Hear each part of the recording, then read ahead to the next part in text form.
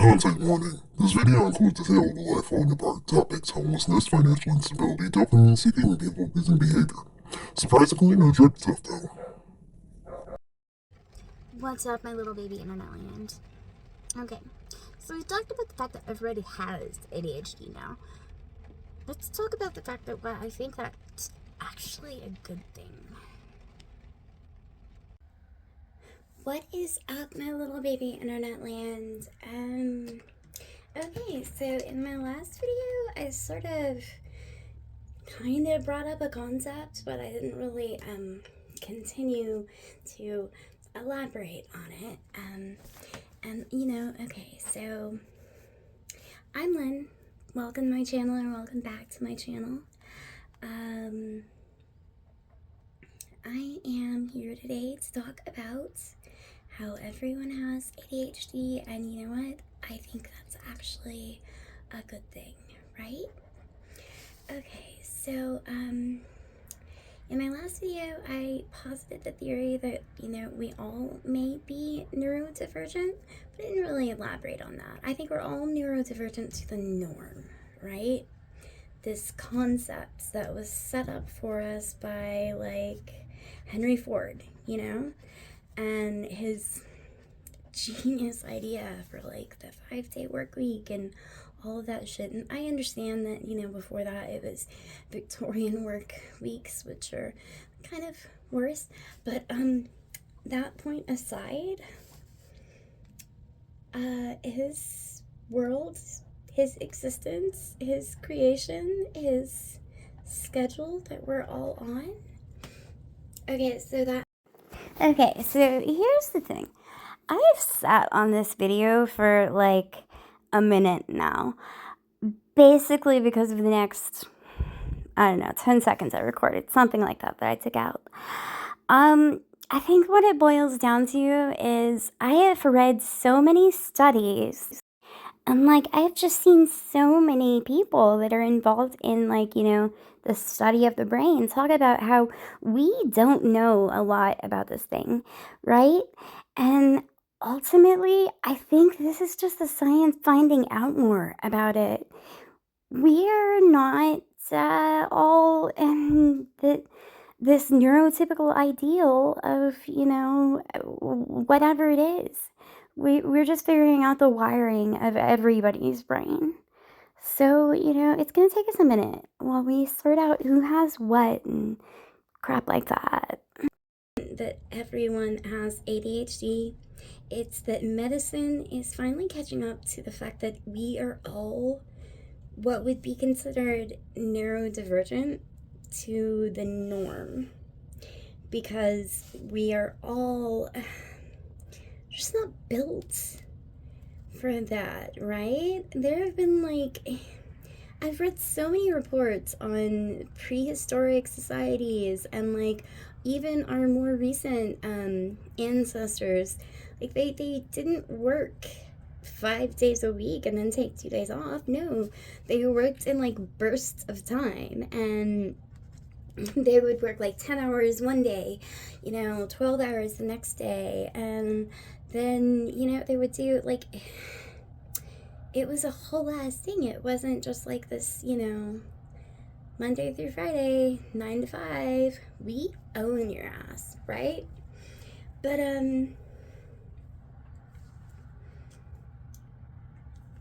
we haven't existed like this as, a people for a crazy long period of time at this current juncture, right? And we're just asking ourselves to do it endlessly. And now we have figured out that we all do it better with Adderall in our system. So seriously, we're having to take drugs to keep up with Henry Ford's, schedule there. So maybe, I don't know, maybe, and this is just a theory, maybe we stop living that kind of society. It's it's radical, I know, but like maybe we figure something else out. Because here's the thing. I was raised to live that kind of life. I was raised to go to work, do my little job, work my little hours, and then go home. And then when I went home, I could do whatever the crap I wanted to do because I was no longer beholden to, Mr. Dick Schultz was the CEO at Best Buy when I was there. So I'm no longer beholden to him. So I can watch my movies. I can, watch my little TV shows. I could do whatever the crap I want to do, right? Because I gave the company time.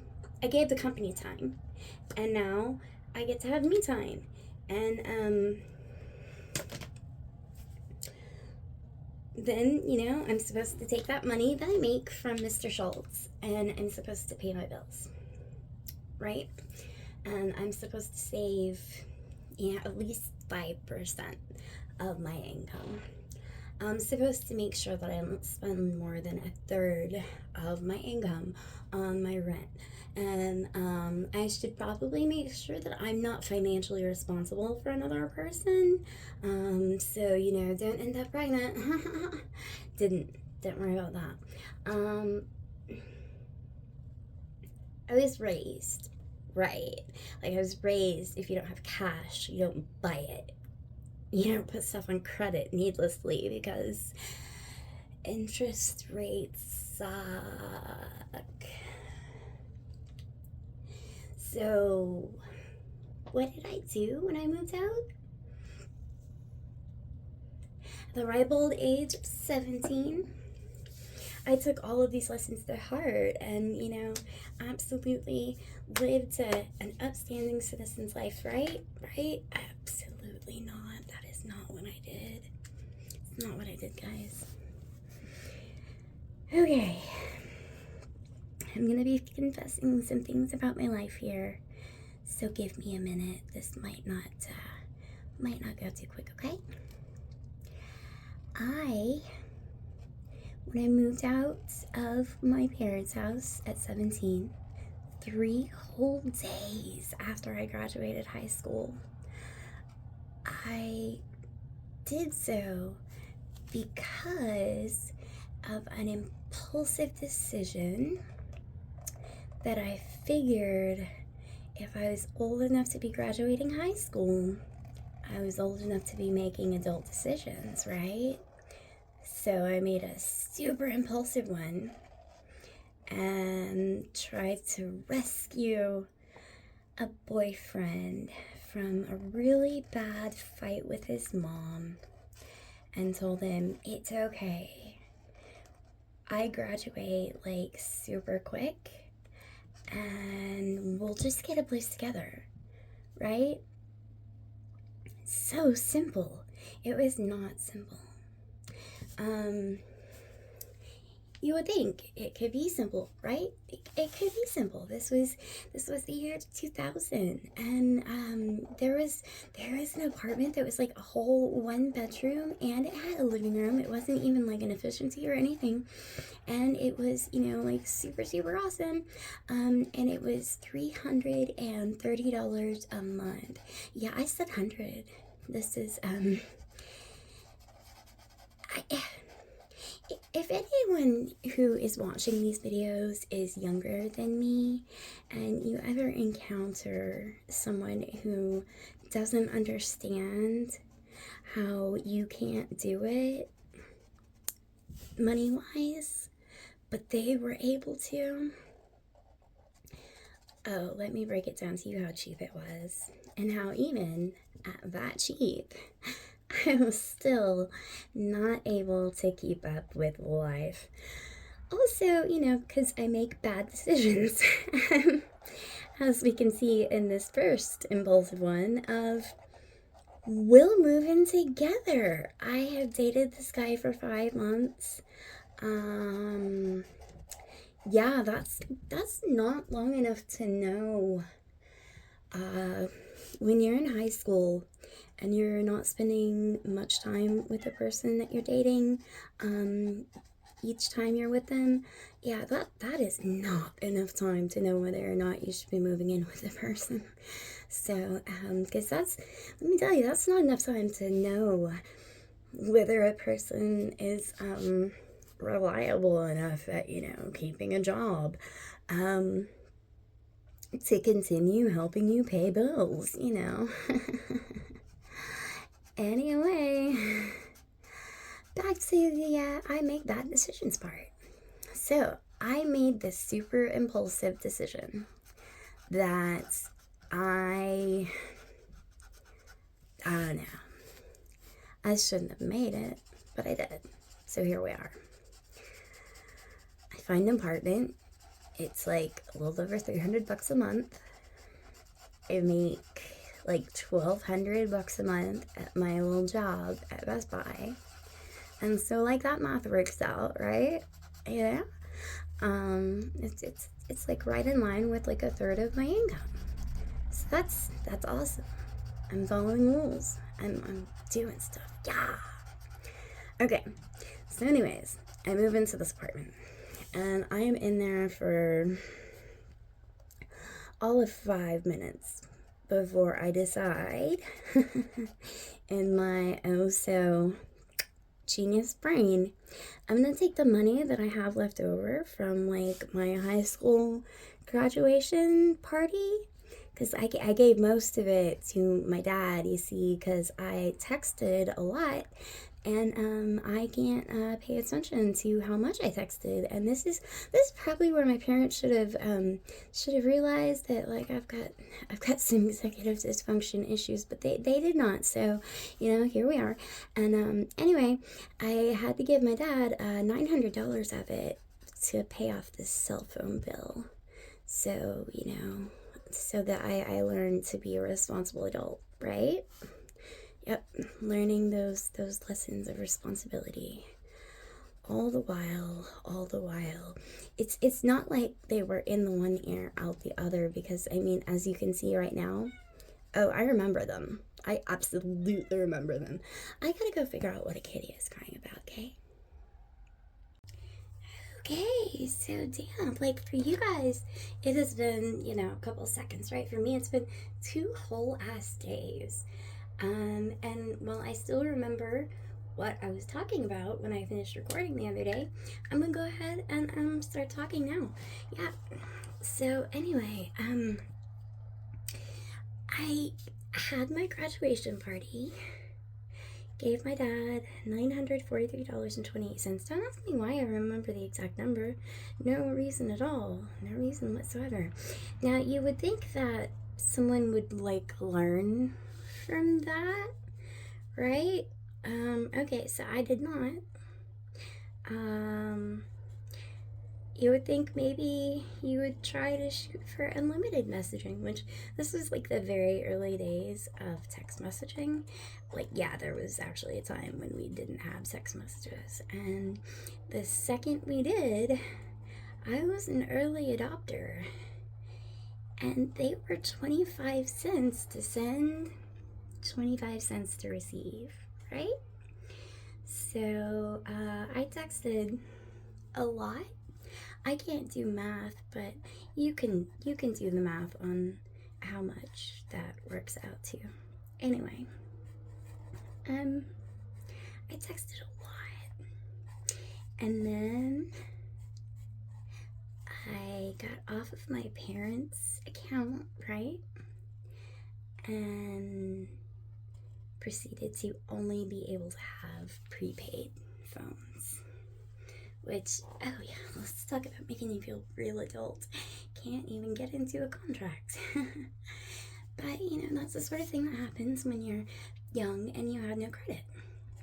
Now, I know the world has changed a little bit since then, and young people can go and get a cell phone and things like that. We could not. We had to pay like a $250 deposit, and $250 back in the day was like big ass money, okay? It was like big ass money. So I never had the $250, so I just had prepaid. And mostly that was Virgin Mobile.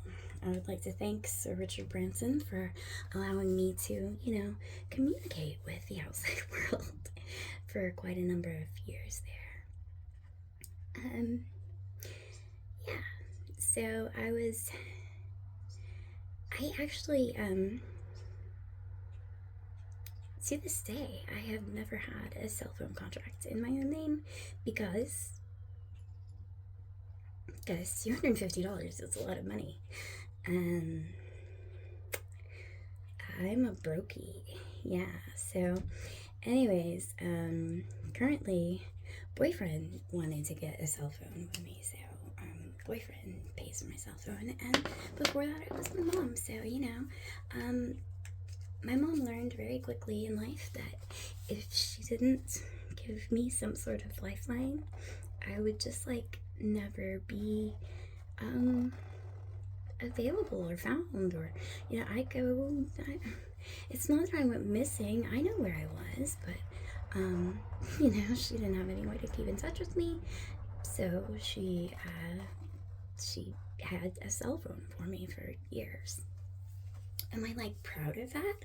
Oh God, no. But I couldn't. I don't know. What do you want from me? Couldn't make the deposit, so I never did.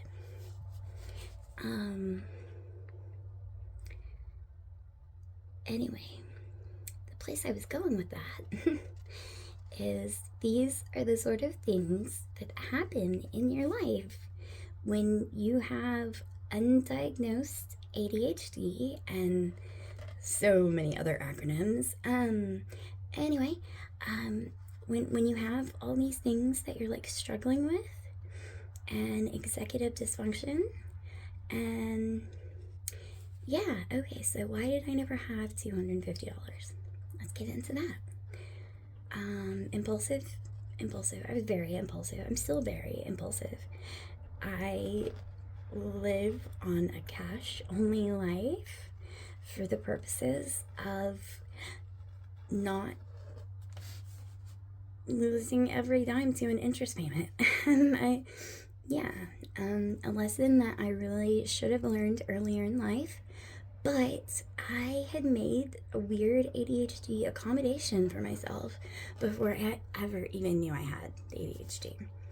I didn't have a credit card until I was 37. Until my mom was like, yeah, you need to build credit. And I'm like, I don't want to. And she's like, no, but you need to. And I got a credit card, and I so wish I hadn't done that, because I needed the accommodation that I had built in for myself of not having a credit card. If I didn't have cash, I didn't buy it, right? I needed that so bad, and it was very noticeable when it was gone. And interest be damned. I will be paying that thing off probably until the day I die. And you know what? That's okay. I'm just not touching it ever again. Nope. It does not exist. Right? So I finally learned a lesson. But that's something that is a recent thing. Right? And by recent, I mean, were I not finally medicated, I would not be saying that at all, ever. No ifs, ands, or buts, no questions. There is no way I'd be saying that if I hadn't gotten my ADHD medicated. Because, I mean, look, it's not that I've spent my entire adult life wanting to not be an adult. It's just that,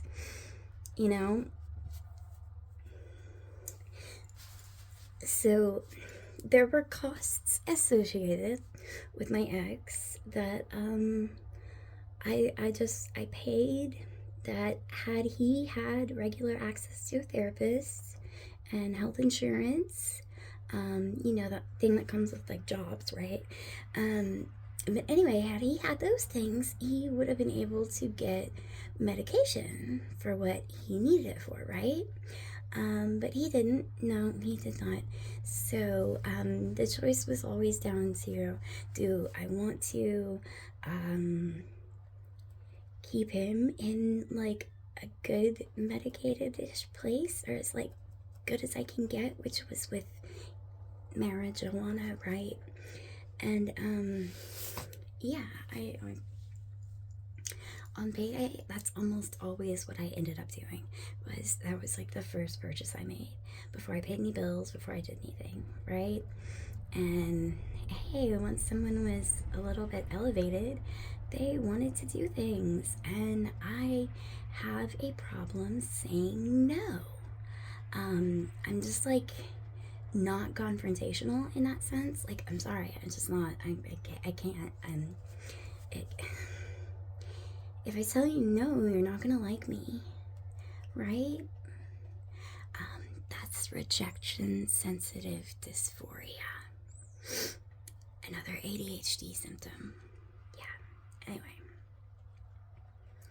So we can see that, like, I would make bad choices. I would make choices on payday that, like, you know, once someone was elevated, he wanted to do things, and we would go do things. And the things oh my God, the things, they cost money, guys. They really do. And I was always like broke by Monday, right? And the thing was, rent wasn't even due until like Wednesday. That's like 2 whole days to figure that out, right? It's okay, I'll figure something out. That's like the mantra I've lived on for my entire adult life. Is like, I will figure something out. And I hate that is how I have lived my adult life. It is not.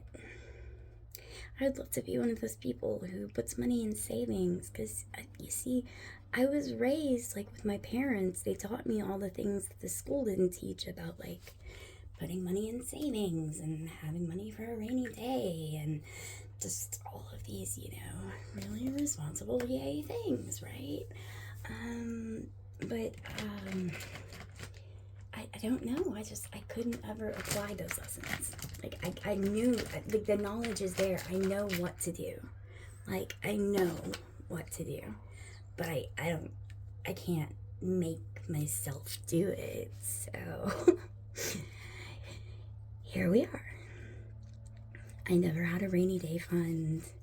I was always paying rent late, which meant late fees, which, I don't think I could even rent an apartment in my name at this point, just because I've got too many, things happen. Eventually, if you don't pay those late fees, they kick you out. And, you know, and you live in your car, and that's okay, until someone wrecks your car. And then you are, like, legit homeless and carless, and wow, life gets away from you real quick. Because, see, I was, by the time I was 24, I was in a bad way. Like, I couldn't adult. I don't know how else to say it. And I know that's like such a phrase that people hate and they think is cringe or whatever, but it was a thing. I could not adult. I cannot adult. I still cannot adult. I have to work really hard to keep my impulses in check. And, you know, with the help of medication, it's a little bit easier to do that. Not incredibly easy, but it's a little bit easier to do that. And that's great. But here's the thing. I'm not the only person who made such a mess of their life because of ADHD, impulsiveness, and rejection sensitivity, dysphoria, and not wanting people to ever hate them. So you give and you give and you give until you have absolutely nothing left, which is like unfortunate, because the landlords, they really like something. They're big fans of something. And yeah, my ADHD symptoms cost me like apartment after apartment. You think I would just end that relationship, which I tried, but someone was a little possessive. Yeah, anyway, story for another day. But again, I didn't make great decisions back in those days. But yeah, like my ADHD symptoms that were unrecognized, unmedicated, all of these things cost me, honestly, I can't tell you how many apartments, because it's just like those years are just like a blur now. And I think that's my brain just trying to be like, you know what, just like move on. And so I've moved on. And, I've accepted that I have crap credit. And that's okay, because I don't need to have anything in my name ever. And I can exist just as a person with, the help of friends and family who let me borrow cars and things like that. So, it's great, it's great, it's great. But like, it would be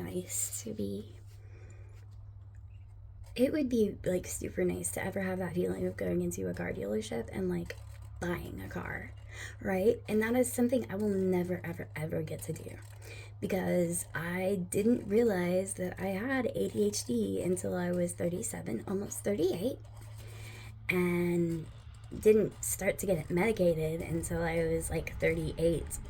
Didn't figure out the right medication until I was like 39. And that's where we are right now. I turned 40 like in a couple of weeks, so yeah, that's fun. Yeah, so like I've lived a full adult life not knowing that I had ADHD, desperately going to doctors to try and figure out what was wrong, them not coming up with anything, and my life just getting kind of like just real like 24 and unhoused, 25 and in a wheelchair. We're not going to talk about 26 and on right now. But like, it's just, life has been a mess, right? And had I known I had ADHD when I was a kid, oh my God, I probably would have taken advantage of the fact that I had a scholarship to any state university in Texas for 2 years. I would have gone to college. I did not go to college because I could not stomach the thought of more school.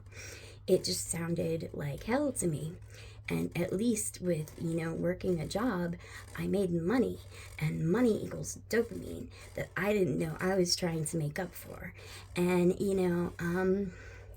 my life would have been just so different had I known I had ADHD. And so that's why I think that, like, yeah, everyone is saying they have ADHD right now. Everyone is figuring out that they have ADHD right now. All of these things. And I see so many posts about, like, stop saying it. It's not just a focus thing. And sorry to call it, and then beyond the focus thing, it's not just, it's not an easy thing to live with. And I will totally vouch for that. It is 1000% not an easy thing to live with. If you don't understand what I'm talking about, just go ahead and rewind and listen to the last 16 minutes over again and tell me if you think that I'm trying to say that ADHD is an easy thing to deal with. It's really, really not. But it's a thing that a lot more people have been dealing with in silence for a long, long ass time now. And you know what? If it takes everyone thinking they have ADHD to get them into a doctor, to get them to be able to articulate the symptoms that they're feeling, then you know what? That's a doctor who can like tell them, no, it actually what you're describing fits in line with da da da da. You know, whatever. Like that's awesome. They get the conversation started with ADHD and they figure out what's going on with their brain. Because usually, if you have ADHD, honey, it's not your only thing. It's not the only acronym that you get to live with. Sorry to be the one to tell you, but it is not. But even if they have it, if they don't have it, it gets them to a doctor and it gets the conversation started. And if it can save people from having to like live the unfortunate experiences that I have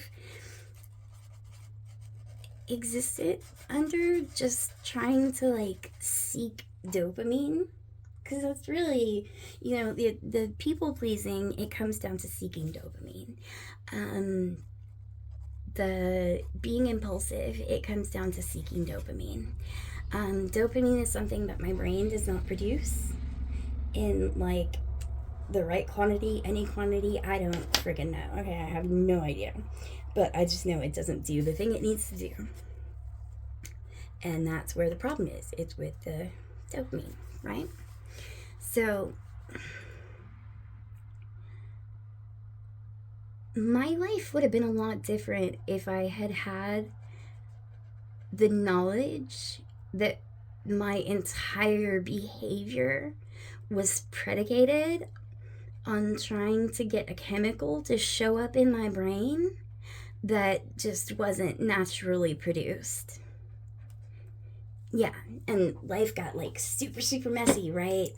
And if it takes every single person on the planet going to a doctor and, you know, thinking they have ADHD or something to get their conversation started with their doctor about what is going on in their brain, like, how is that a bad thing?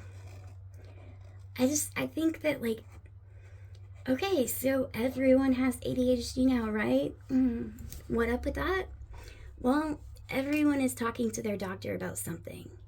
Because one of my providers told me something about ADHD, that it is one of the very few things in life that you can immediately like start to see a quality of life improvement. And whatever would she mean by like a quality of life improvement? Well, she means things like not becoming homeless, you know, and paying your bills on time and avoiding late fees and, you know, not screwing up your credit before you're even old enough to rent a car. Yeah, I mean, there's a lot of factors that could have been different if I had known that my brain was seeking out dopamine and doing it at the cost of like my entire life. Right? So yeah, I think like if I'd been on medication earlier, my life would have been vastly different. I've had my mourning period about that, and now it's just kind of, I don't know, laughable because you can't go back and change the past, right? All you can do is change your future. And from now, I am medicated finally for the first time in my life, which is, I'm gonna guess why 2 whole days have passed, and I remembered where I had left off on the last part of this video that I filmed. That sounds, I'm sure, like something small, but before I started my medication journey, I couldn't answer the question of what I had had for dinner last night or the night before, you know? And I was the one who cooked it. I was the one who decided on it. I was the one who bought the things for it. I was the one who cooked it. I ate a portion, like my portion of it, right? I could not answer the question. It was tacos. I remember it now because I spent the next 20 minutes in that appointment trying to remember what it was. So, yeah, like ADHD isn't just a focus thing. ADHD isn't just going into a room and not remembering why you walked in there. Because, like, I do that, 20 times a day, maybe 50, whatever. Um, and I do lose focus almost constantly. Um, but the difference with medication is I can pick up where I left off. I can remember the train of thought that I was having. It sounds so simple and so stupid and so minute, but that is actually a huge quality of life improvement. And using the hacks that I've learned from how to ADHD and things, plus that little bit of life improvement, my world has changed significantly. So, you know what? If it takes every single person on the planet thinking they may have ADHD to get them to a doctor to sort out what's going on with their brain, I can't fault them for that. If that's the one that it takes, because that's the one that you have to be medicated for, right? So they have to ask you, like, they have to screen you for it, like it's like a thing, right? If that's what it takes, I'm cool with that. Every single person on the planet can be diagnosed with ADHD. That's totally fine. Although I am kind of pissed off about the Adderall shortage, but there's a Color Mind video about that that is way more eloquent and just useful than anything I can say about it would be. But basically, the DEA has the availability to release more. They're just choosing not to because they think we should all be Henry Ford's neurology. That's 5 days a week, 40 hours a week, works for everybody. And in this video alone, I started recording it 2 days ago. Actually, no, go further back than that. I started recording it 4 days ago because the intro that you're gonna see was sitting outside of my foot doctor before I found out that I was gonna have surgery. Yeah, because I was sitting there and I was killing time. And I was like, hey, I need to record that intro because maybe that'll get me inspired to actually record the rest of the video, right? So yeah, I did that on like a Monday, and then I recorded the first part on 2 days ago, whatever day that was, I don't remember.